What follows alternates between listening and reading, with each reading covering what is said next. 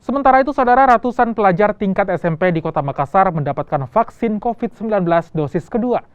Vaksin bagi para pelajar jadi jalan agar sekolah tatap muka bisa segera terwujud.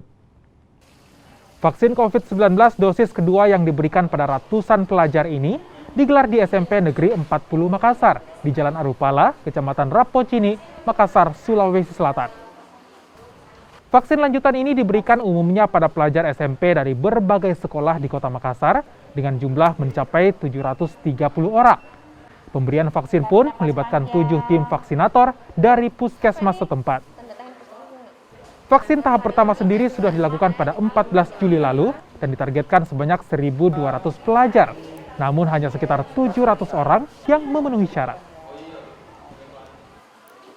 Karena ini menindaklanjuti vaksin yang pertama kemarin, ini sejumlah 730-an untuk siswa SMP. Karena kita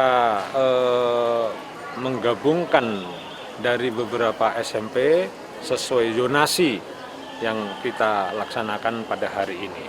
Jadi memang harapan besar untuk dilaksanakan pembelajaran tatap muka walaupun secara terbatas. Cuma memang karena salah satu syarat adalah vaksin. Oleh sebab itu harapan sangat besar manakala anak-anak sudah tervaksin dan sudah terbentuk herd immunity atau kekebalan kelompok, maka segera mudah-mudahan bulan 9 TTM sudah bisa dilaksanakan.